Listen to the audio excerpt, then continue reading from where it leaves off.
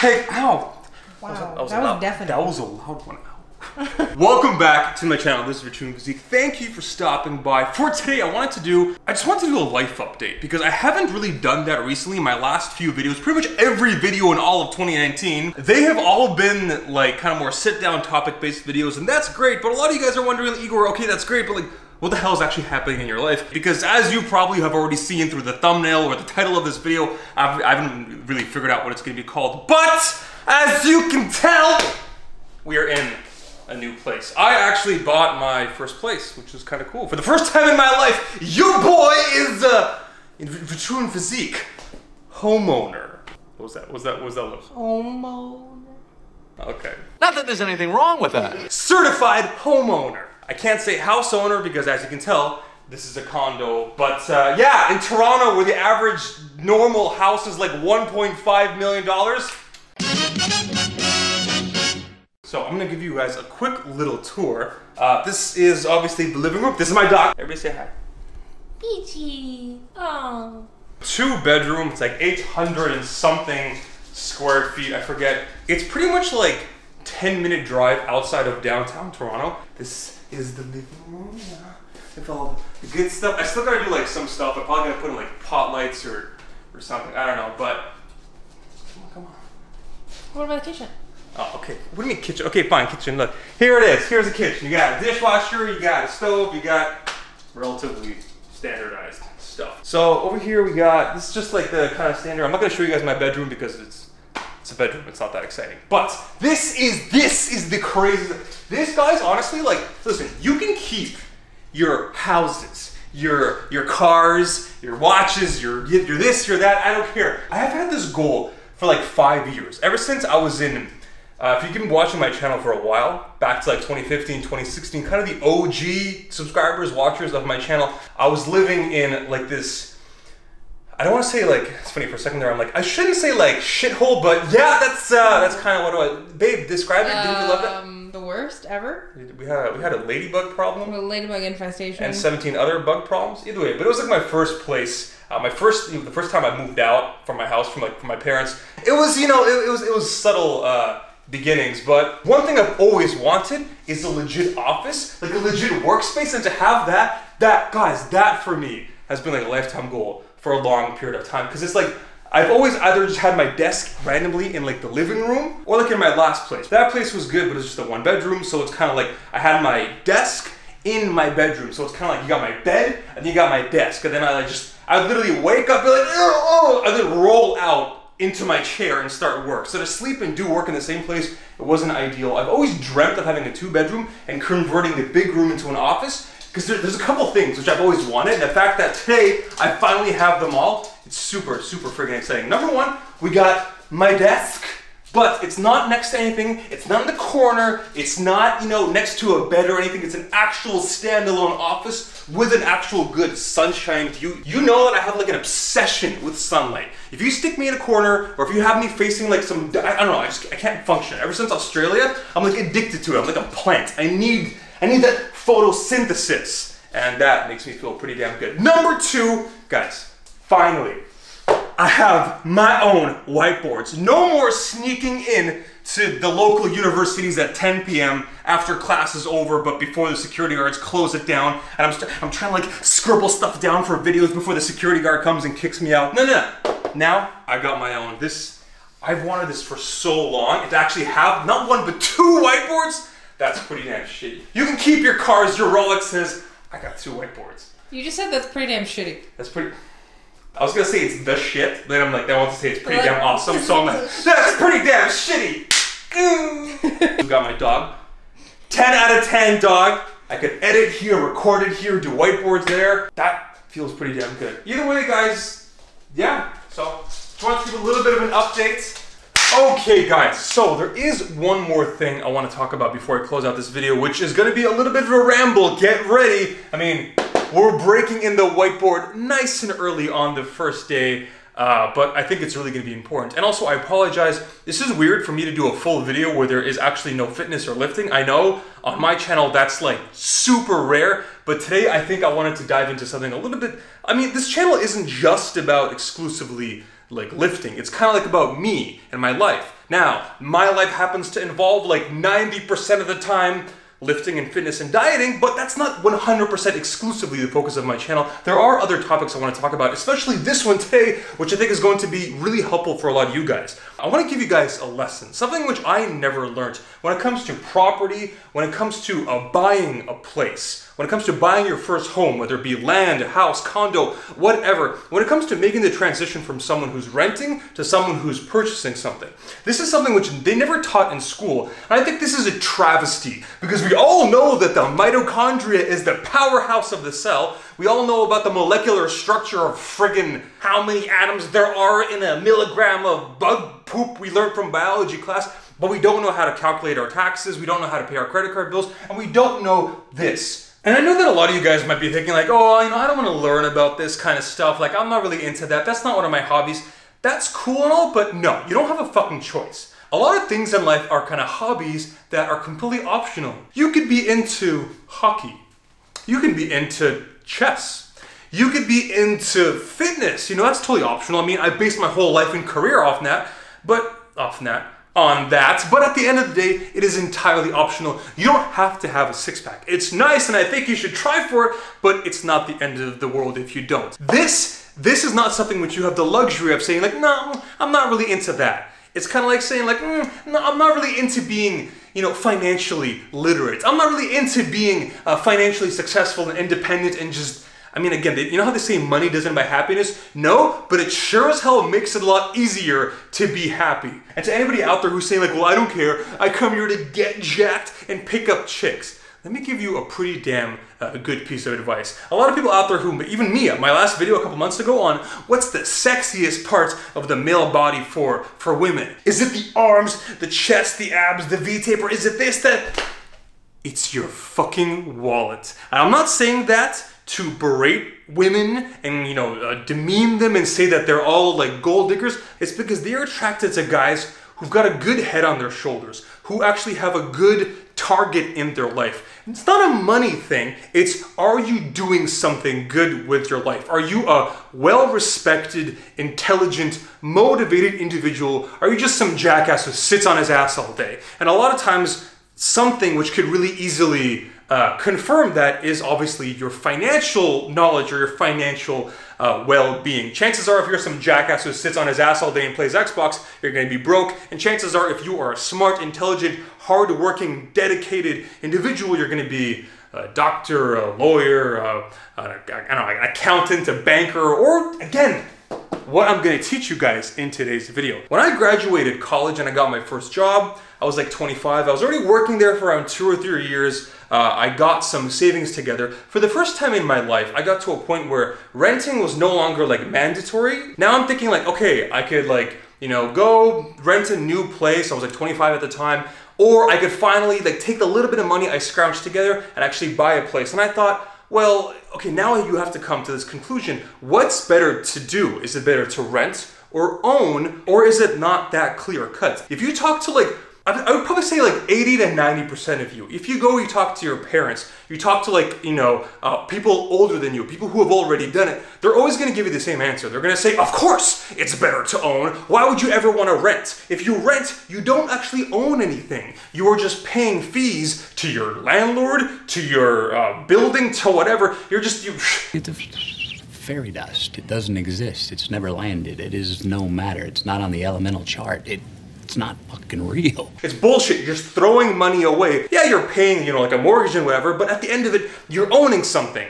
Well, it's not that clear cut. And guys, for the purpose of this video, before we actually get started, since we are going to be covering a few quantitative, you know, variables and actually getting into a lot of numbers, it would really help to actually have a starting point to base everything off of. So I am actually going to officially tell you how much I bought this place for. I'm not saying this to like brag or what are they called? Like, you know, flexing or fretting. None of that bullshit. It's just that I am honestly just really interested in investing in personal finance. And so it's interesting to actually give you a concrete example. Nonetheless, I had to buy it for $630,000. Now, depending on where you are in the world, that might be a lot, that might be kind of cheap, and actually no, that's not cheap. That's pretty fucked up. no matter where you are in the world. Toronto is actually literally one of the probably top 5 most expensive cities on the planet. I know, trust me, it sucks. If you ever want to have a good laugh and laugh at my expense for a Canadian property real estate market, some guy who I guess was really pissed off with the Vancouver over on the West Coast Canadian property market, he made a website. It was called $1 Million Mansion or Crack House, where he went and just found like real estate posts for houses that are on sale at the moment in Vancouver in his area, and then he would find also like crack houses from like the sketchiest parts of, I don't know, like Detroit or something, and then he would put these photos kind of like one after another, and it was your job to guess, is this a legit rundown like FBI closed down crack house, or a Vancouver $1 million mansion? These are literally, these sold for over 1 million Canadian dollars at the time of these postings, and yeah, they look like shit. I actually saw a video by Vox where they did like kind of like a travel video, and they talked about, it was a little mini documentary on Hong Kong, which, if you guys don't know, is the most expensive place on the planet per square foot for housing. But in that little documentary, they kind of like had like a graph. Hong Kong has been ranked the least affordable housing market in the world 8 years in a row, and by a long shot. Housing prices are now almost 20 times more than annual income.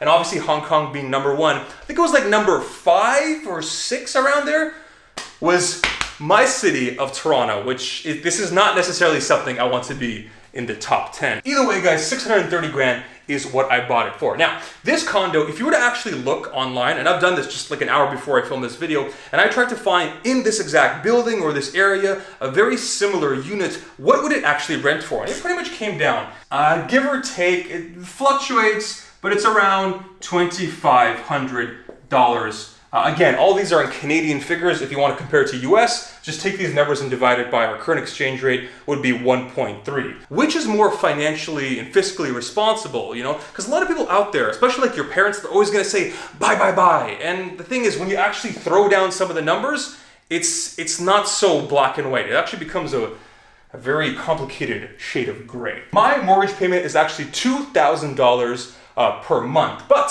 I'm not going to look at the whole thing. I'm only right now interested in this number, $1,100. That is the portion of my total mortgage payment, which is interest. Not the actual principal down payment, the actual portion of your mortgage payment that goes towards actually paying off your house and actually owning a little bit more. Just like rent, this is bullshit. I'm going to say this is interest, right? But it's actually bullshit. Just like rent, interest is, I call it bullshit payments. You're not putting this into any kind of investment. It's just the bank's fee that you have to pay for the privilege of them obviously lending you money. $300 is my estimated property taxes. And again, additionally, bullshit money that you have to pay, which goes absolutely nowhere, just paying it to the government, whereas when it comes to rent, there's not, you pay this and that's it. There's no taxes, there's no fees, that's it, that is all you have to pay. Well, unfortunately, we're not done. Obviously, there are other things, such as,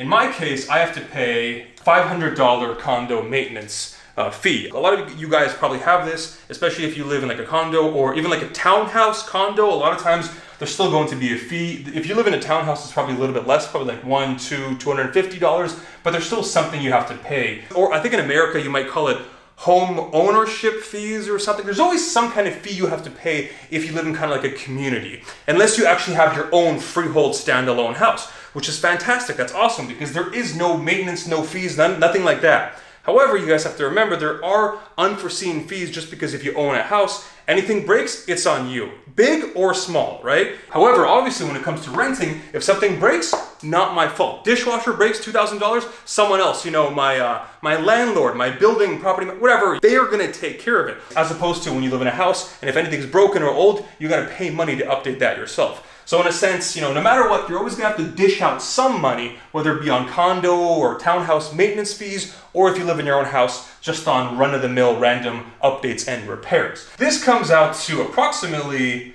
$1,900. Definitely not as clear-cut as it once was. Right now, $2,500 if you want to rent a similar place as to what I bought, but $1,900, this is your overall monthly bullshit payments. Again, this does not actually include my $900 principal payment, but I'm not including that because that's money I'm paying, but eventually, like, in a way, I kind of get it back because that's just money going into it's almost like a savings account because I'm paying this money, but it's going into something that I myself own. So it's not bullshit money like rent or like all this where it's just bullshit money going into, well, I don't really care whose pocket it's going into. The point is, it's not mine. Well, actually, unfortunately, it gets even a little bit worse because we are not done. Two other big unfortunate things you have to factor in: $10,000 approximately. I think actually, in my case, it might have been even higher, like towards 11 or 12, for land transfer taxes. Welcome to another hand in your pockets, which is unfortunately unavoidable. So for a lot of you guys out there who I'm jealous of, this number would probably be a lot smaller. But in Toronto, where I live, yeah, it's around 10,000-ish land transfer taxes. But it's a little complicated because we're doing all this stuff on a monthly basis, right? That's your interest, that's your property taxes monthly, but this is one lump sum. So the way I like to look at it, to make things a little bit simpler, is we're gonna take this and we're gonna divide that number, we're gonna divide by 12 on a monthly basis, but we're also going to divide that over the course of how many years you plan or estimate that you're going to own the property. Now, let's say a nice, normal, conservative number. I don't think I'm going to stay here for the rest of my life, especially if I want kids, more dogs, more space, all that stuff. But I also don't anticipate on selling it like in 6 months. That would be kind of stupid, and don't anybody buy a place if you're not sure that you're gonna live there or own it for a considerable amount of time. We're probably talking, I would say at least like 4 or 5 years. So in this case, we're gonna divide by 12 and then also divide one more time, whatever that number is, by 5. So we're gonna take this number, split it up over 5 years, and then split it up over a monthly basis. And I'm gonna do the math super quickly in my head, and by that I mean, I wrote it down earlier, $165 on a monthly basis per month over the course of 5 years. Additional bullshit money that you're not getting. It's just, you might as well just burn it. The last and unfortunately worst thing that you have to factor in is that at the end of because again, you're not going to own this place forever, most likely, unless you live in it forever or you rent it out forever. Eventually, you're probably going to sell it. You are going to have to pay a realtor. You're gonna have to pay these fees out the ass. I don't know if it's the same all over the world, but in Canada, it actually comes out to around 5% of whatever it is that you are selling.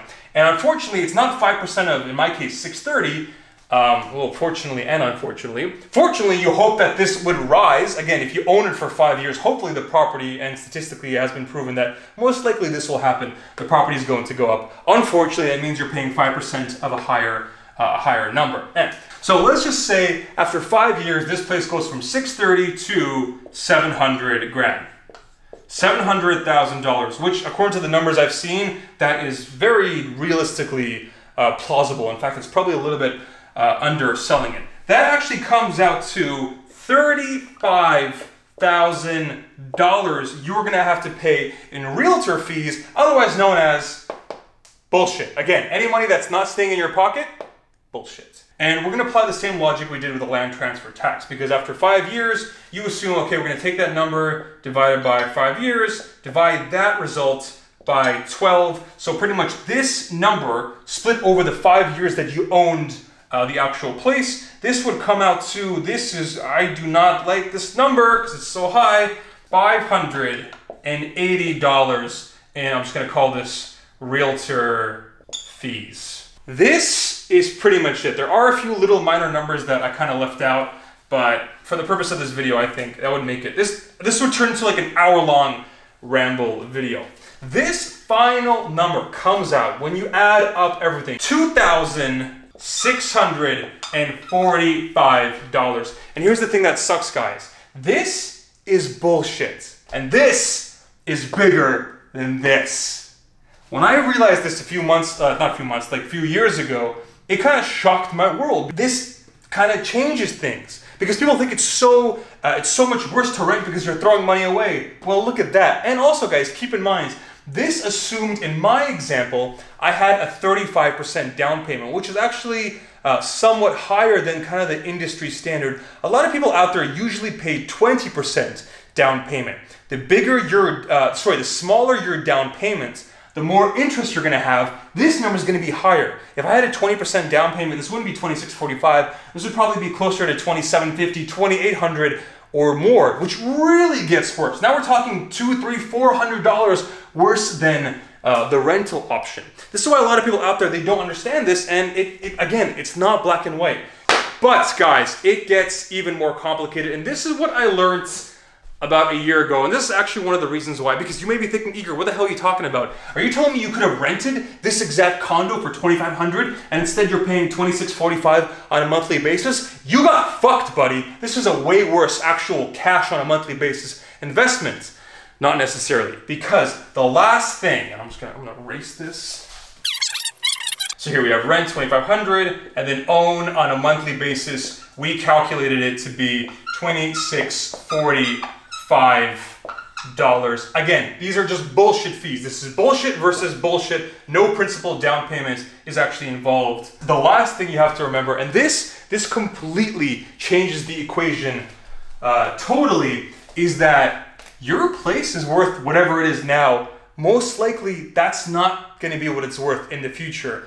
Property values all over the world tend to go up. Obviously, there are some glitches. A lot of people are going to be commenting, Igor, didn't you even watch The Big Short? Didn't you see what happened in 2008/2009? Oh my God, Yeah, I've seen it. Literally, the real estate values was kind of like this. It was kind of like, oh, no, and then, okay, it's fine. This is it. This is the big crash. Property values dipped for like 12, 18 months, and then they continued at record pace. Real estate, and actually land, or obviously a house would be better, condo in my case, similar concept. Just actually property, where you live is one of those things, because the one thing that you can't just make more of is land, because demand keeps rising. Population growth keeps happening. More and more people are born, every year. Immigration happens. The population of these mega big urban cities, it continues to grow, but there's no more land. God's not going to come down and just be like, hey, you guys need more? Got you covered. Shazam!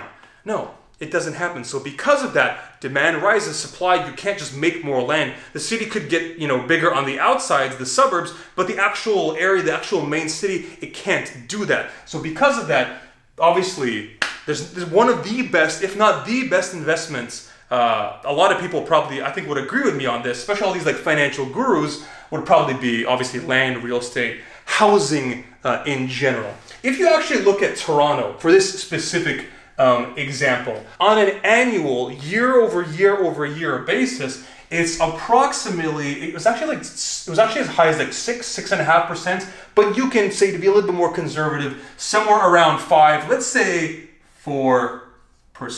Let's be even more conservative. Let's say 3%, which is considerably below the actual average according to the statistics and the real estate data that I have looked at. So if on an average basis, whatever you buy is going to increase by 3% over a year, that means you can take $630,000, and then you can multiply it by 1.03. That's its value, and then 3% is the actual annual year-over-year growth rate. And you do that, and you do that once per every year. And again, guys, in my example, we're going to be going over 5 years. So you do this 630,000 times 1.03 times 1.03 times 1.03. If you do that 5 times, the actual estimated property value, $730,000. That comes out to a 5-year, $100,000 profit. Now what I want to do, and this is where I connect it all together. I know, guys, it's a lot of numbers I'm throwing at you, but this is where the final calculation comes and it changes the game forever. So remember, $2,645 on a monthly basis is your bullshit payment. Let's say we want to add up, what would your bullshit payments be over the course of the full 5 years? So you take your bullshit payment of $2,645, we multiply that by 12 months, and we multiply that one more time by 5 years. So all your bullshit payments, all the money that's not going towards, in your pockets on a monthly basis over the course of 5 years, this actually comes out to $158,000. That is total 5 years worth of bullshit payments. Now, this is money that you lost. This is money that you gained. You find the difference. It actually comes out to just $58,700. That is your total bullshit payment when you actually subtract the actual profit that you've had. Now, if you take this and you kind of reverse the process, remember, guys, to see what it is over the course of 5 years. We multiplied it by 12 and we multiplied it by 5. Now we're going to do the opposite. Divide by 5, divide by 12, and this comes out to, this is where it all gets pretty damn crazy. The final number is $978 in terms of monthly bullshit costs for you owning your place. So, after all the shit we've talked about, after all the stuff I've thrown at you, the final only two numbers that matter for people who want to compare what's fiscally a better, option, to rent or own. It's $2,500 on a monthly basis, which by the way could go up. Again, your rents on a year-to-year basis, they could legally go up. I think it's like 1.82%. Again, depending on what city you live in. So it's $2,500 year one, but it can go to $2,550, $2,600. But after the end of 5 years, maybe this number is actually closer to $2,700, $2,800. And that's more and more money coming out of your pocket, whereas this, over the course of 5 years, is just $978. That, in my calculation, that stays the same. What would you rather pay? $2,500 or $978? And this is the final nail in the coffin for why, at least in my specific case, in my scenario, this is clearly financially, a better idea. Sorry guys, I know it's been a big rant, but this is something which nobody really taught me, and I wish they did. I should have learned this when I was 16. They should have taught us this in math class, not like freaking like probabilities, statistics, and integers. No, fuck that shit. You're never gonna need that again for the rest of your life. I worked in finance and economics. I didn't use any of that shit. So people say like, you're gonna need it later. No, you don't. You know what you're gonna need later? This. You know what they don't teach you in life? This. Either way, guys, I apologize if this video went very long. Also, it's kind of weird how, it's the first video I've done in a long time which had essentially no fitness. I thought about doing this and also kind of doing a strength update, doing a full life update afterwards, but I'm like, you know what? Kind of don't feel like putting up a 50-minute vlog, so I'm going to save that one for the next video. Probably this is going to go live tomorrow. That would be Friday. And then the strength update, kind of back to the good stuff, back to the fitness, that video is going to go live probably, I would say, Sunday or Monday. And that video, guys, we're done with the numbers. Now we're getting back. We're going to go from dollars to pounds because that video is going to be kind of cool. The strength update, the strength progress on the bench press, it is getting interesting. And I'm really excited to talk about this because I have kind of passed a pretty substantial strength milestone. And I'm looking forward to doing a deep dive analysis and talking about it with you guys. But again, that'll be in the next video. Thank you guys so much for watching. I appreciate each and every one of you. If you enjoy these kind of non-fitness kind of like rants about other topics, especially personal finance, investing, let me know and maybe I'll do some more in the future. But until then, thank you so much for watching. I appreciate each and every one of you and I'll see you in that next video.